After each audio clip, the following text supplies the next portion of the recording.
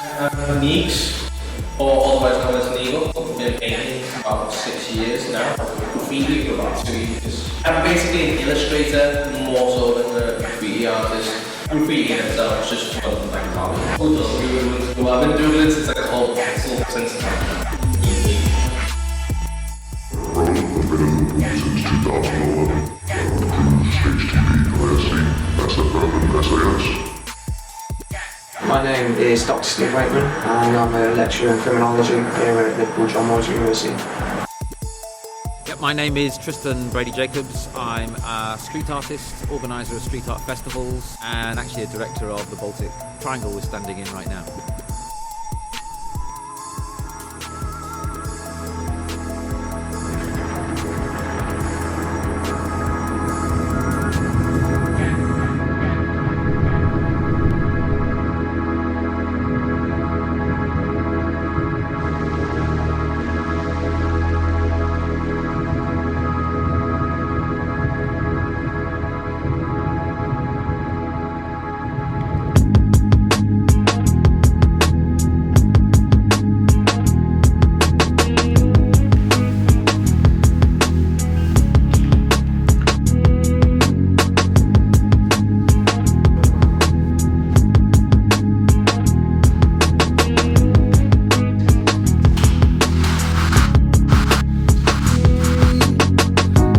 Voice from heaven, it was unfamiliar, not a voice in my head, was something much realer, a voice I'd never heard before. Terror consumed me, an urge to run, but my feet just wouldn't move me.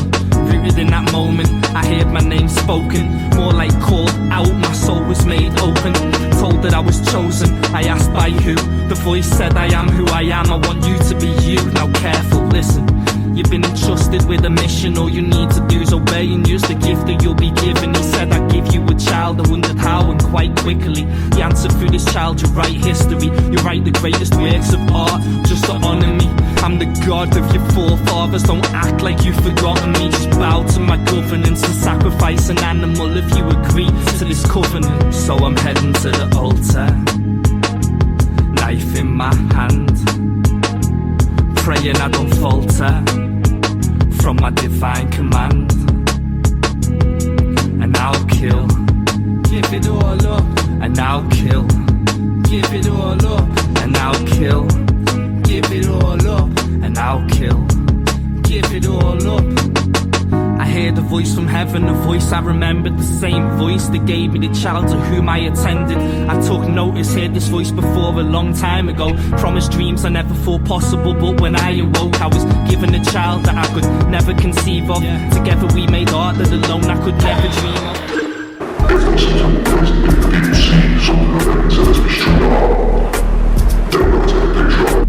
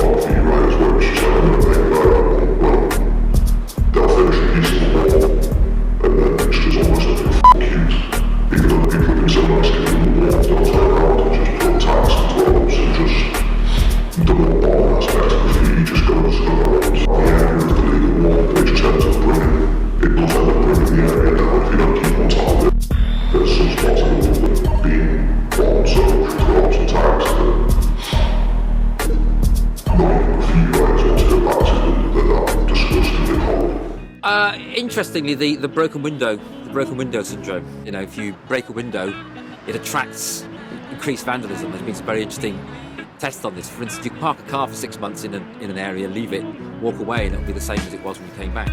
Park a car, break a window, come back probably the next day, and it's been burnt out. All the tyres have gone, and there's kids sitting here pretending to joyride. There is an argument that graffiti can add to that and can have that effect. However, we found the very opposite, that actually we've got paintings around here in the Baltic Triangle which have been up for 2 years and haven't been tagged, haven't been vandalised further. In fact, tagging talking about vandalism actually declined in the area when the quality of art came in, because people actually respected the area. And it's only latterly, as we haven't really revived them or kept them fresh or brought in new artists, there's been a slight increase in the amount of tagging in vandalism. But no, I think that we need to have that debate about public spaces. And if we allow it to be given up to large corporate interests, who are by and large taking over our public spaces, then we're going to feel as sick and as uneasy and ultimately as destructive as we would do if we live in a poverty downtrodden area with broken windows. When a permissioned wall is vandalised, it's not usually by the people that had permission before. Our community of graffiti artists in Liverpool is quite small. It's less than 100, around about 50 to 60. Active painters, 30 to 40. Everyone knows each other. Everyone knows who you can paint over, who you can't, when, where, all that kind of business. The ones who do vandalise is usually, a 13-year-old kid from Liverpool eating talkie, who's running around with a marker sharpie, going, yeah, Ellie was here, Ross is a grass.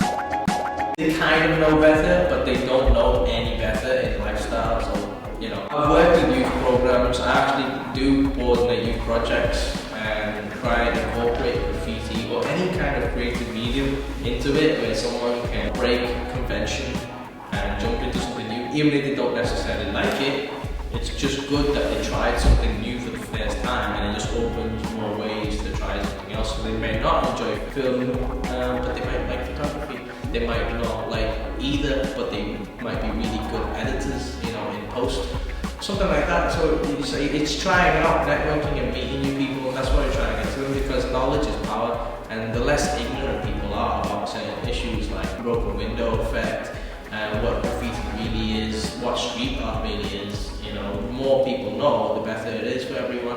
There's an empowerment factor around what's probably more better to street art than it is perhaps graffiti, isn't it? So I don't know a lot about it, but I do know that it's in its roots, graffiti writing being one of the key elements of original hip-hop cultures, wasn't it? And that was about community empowerment. So if there is a potential where these activities around street art can be used in a community setting, in legitimate circumstances where people who are faced with whatever level of marginalisation or whatever level of exclusion can be brought in and involved through it, if it can benefit community cohesion and have a positive impact on a society, particularly a disadvantaged one, then for me that's fantastic. If there's evidence to back that stuff up and schemes like that working, I would wholeheartedly support that. Of course, the other side of that is about that distinction between what is graffiti and what is street art. The legitimised community, legalised action would be viewed kind of negatively by graffiti subcultures, by people who are involved in what you could call authentic graffiti subcultures, people who aren't Banksy, people who are looking to put their target in places that are increasingly difficult to get it in, to retrieve the kudos that's attached to doing that in that scene. I think you would find that these people wouldn't think very highly of the legitimised and their permitted legal elements of graffiti, because it would eat into what they see as an authentic experience. Part of the cultural criminological interest that we have in graffiti as a form of expressive criminality is that it provides a pathway to an authentic experience of being bad, of being deviant, of doing something that's against the rules. Our leisure activities are increasingly sanitised and are increasingly relieved of authenticity. There's credibility in that. People find it empowering. People find that actually, I was able to creep down there in the dead of night. I was able to get past security. I was able to paint this thing with minimal light. I was able not to let any of the paint drip on it, and to get all my gear and to get back out again without being caught. There's a significant buzz attached to that, which we all get. It seems to be natural for human beings to be excited by doing things we know we probably shouldn't. I think that's a key attraction in graffiti subcultures. And as soon as you commodify it and you bring it out into the open and you legitimise it and you bring it into the community setting, you relieve it of that authenticity. So I think there would be we would maybe struggle in that respect. It would need to be a balancing act. How can we maintain the critical kind of illicit edge of this predominantly deviant activity, but bring it into a community setting which can benefit everybody? That would be a question for greater minds than mine. I'm an alligator. for you.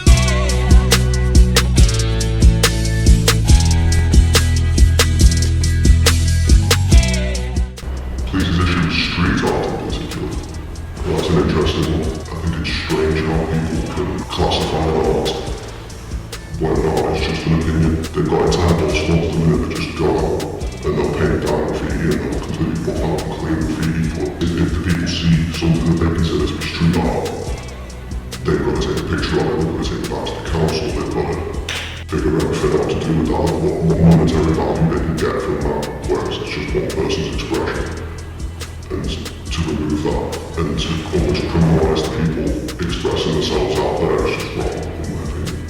My opinion on the police's issue, I think we'd have to look at it. It's illegal for a start, isn't it? I think it's probably, is it public order legislation that is the police's issue? So I think it would be one of those crimes where the police have an issue because they're legally obliged to have an issue. You'd have to ask them about their particular individual beliefs of the officers.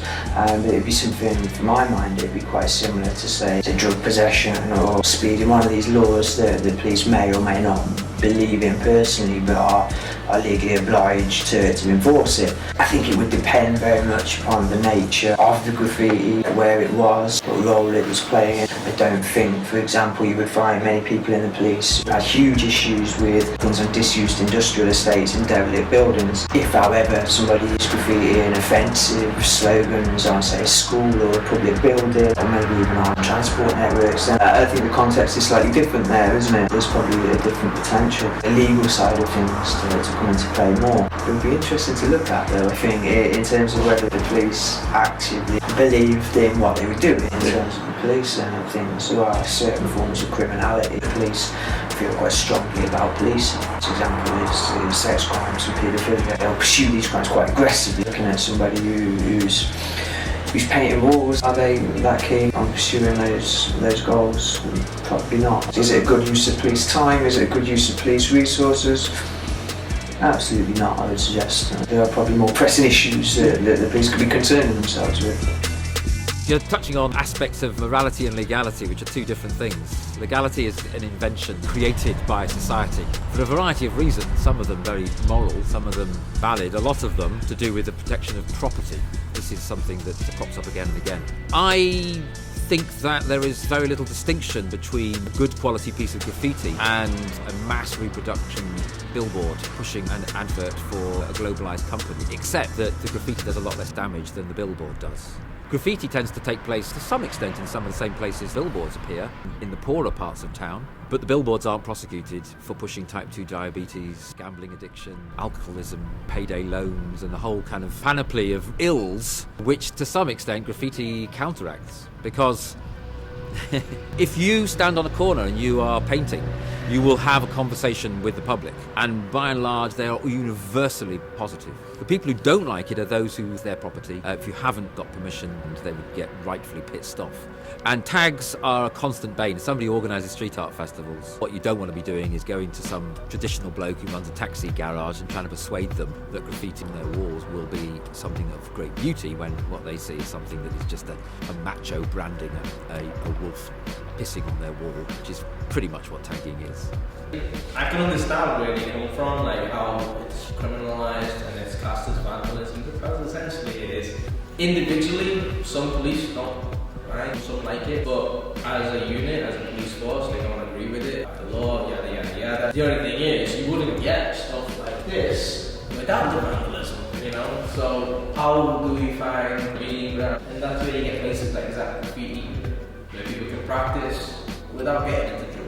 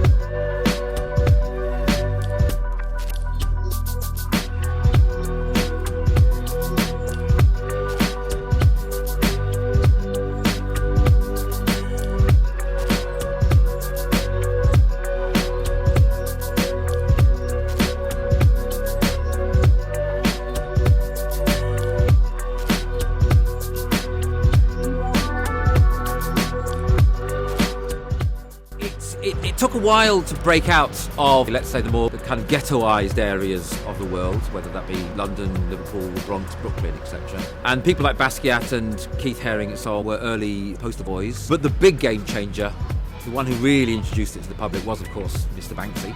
I think the reason being that he introduced a note of both humour and narrative to it. And what we find, as somebody who organises street art festivals, is that the public most respond to figurative pieces, pieces that actually have a relationship to them. An increased awareness of something can be dangerous. Awareness of illicit activities, increased visualisation of illicit activities can play a role in their increase. Copycat crimes and imitation, we see that as an observable phenomenon. The fact that graffiti subcultures have remained under the radar for a long time has probably played a role in them remaining subcultures, very small for a long time. With their increased visibility through social media, through tagging, basically, through making tag visible straight away. If something is visible, people will imitate. There are elements on both sides, aren't there? There are absolutely positives in terms of street artists, people who are trying to raise profiles and make a living and get their artwork seen by as wide an audience as possible. You know, I'm not an artist, but I imagine that if you were an artist, your goal has to be getting your work out there and getting people to see it. I try to get involved as much as I can. I work alongside a lot of people here at Zap Graffiti Art, so we do organise a lot of events to do graffiti and stuff like that in the city. We're working alongside a couple of people at South City trying to get an event down at the music festival this year. I helped organise the Market Street Art Festival down in the Baltic Triangle. I think the Street Art Festival names happens probably just to give it a more of a public face. Let's say 1% of the people who pay for the festival are graffiti artists, but I think there's a stigma attached with their graffiti, so the street art usually moves forward, getting a lot of people in from around the world, around the country. I mean, most artists would like to sell, art to feed themselves. Wow, I can't believe I got to meet like this legend, still amazing. Started painting here, working here. I'm doing classes